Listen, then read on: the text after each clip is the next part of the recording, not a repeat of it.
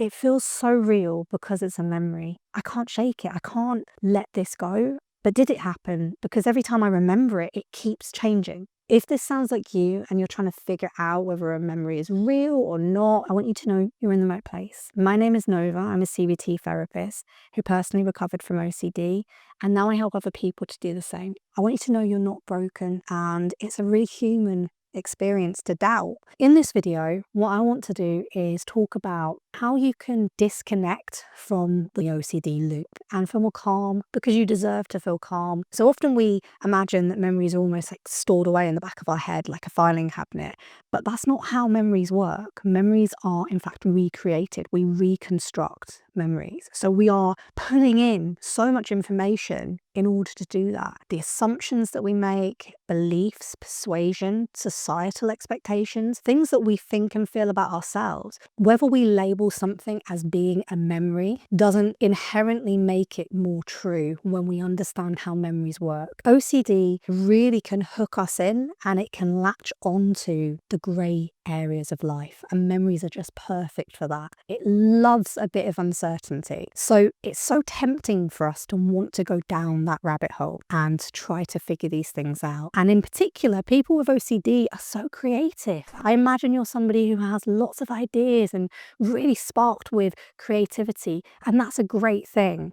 But it can also be a challenge when OCD latches onto that creativity. Think of it like this. Memories are like sketches. Every time you try to access a memory, what you're doing, in fact, is you're drawing a picture. And when you go to access that memory again, you are turning over the paper and you are drawing that same image, but maybe this time you draw it slightly wonky, or an area of the picture is slightly different. Maybe it's a bit more faded, maybe it's a bit more prominent. Every single time we're doing that, we're slightly changing the image. Memories, like sketches, are not always created from things that we can see and experience in front of us. They can be created from ideas, fears, imagination, from the world and the people around us. Just because something has been titled in our minds as a memory does not mean that there is not distortion attached to that. And so we should be treating these as we would any other intrusive thought, and not going into them because we have the perception that they are more real, because we have titled them as being more real, and instead focus on the way that we would respond to OCD. We should not be trying to go down that route of, I can figure this out, there's 100% an answer to this, when we know that the process of memories does not work that way. We are asking questions that don't have answers. Now, thinking about tangible steps, things that you can do in the moment to really break away from this loop that you're in. Label the thoughts and the memories for what they are.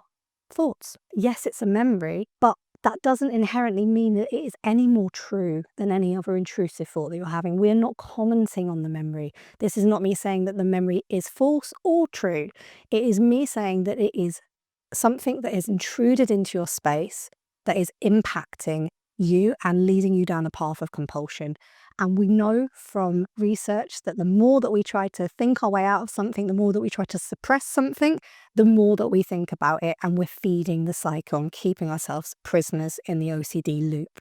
Just understand that you can have a memory, you can hold a memory and accept that it may not be 100% true. That's okay, because it's a human experience. We all experience it. I don't know if you've ever sat around a family gathering looking at a photo album and you've all looked at a picture of maybe a birthday party from several years ago, and everybody has such different memories on what did or didn't happen, who was there, was Uncle Billy there, was he not?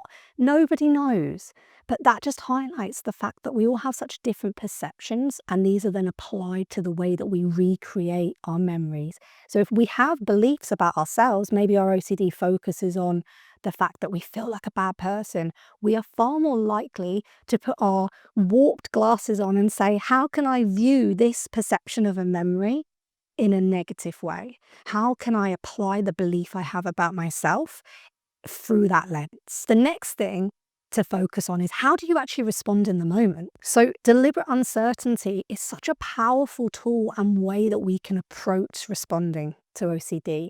Because again, if we can live in that grey zone where OCD loves to thrive and we can embrace that and say, you know what, I'm okay with not knowing. What does OCD then have? It doesn't have anything. It has no leverage. It has no power. So saying to your OCD when it pops up, you know what, maybe it did, maybe it didn't, maybe I'm perfect, maybe I'm not perfect. It's okay. I don't need to know the answer. And that in the short term can feel a little scary. That's understandable. That's really normal for it to feel scary because we're leaning into something that normally we try to run away from, we try to push away. But know that over time, by doing that, what we're doing is we're telling our brain, there's nothing to be afraid of. I'm a human. It's okay. Just understand that you do not need to answer every question. There are so many questions in life that go unanswered, and that is okay. You put so much pressure on yourself to be perfect. And part of the problem is that when we do that, again, we are escalating that threat. So really starting to work on self-compassion and just recognize that this isn't your fault. Recognize that you are, just like everybody else, doing the best you can. And OCD wants us to be in the past, or sometimes it wants us to be in the future. Connect with your senses. Maybe you have hobbies, maybe you have ambitions that you want to follow that OCD is taking you away from. Don't let it take you away from what's important because you deserve to follow what is important.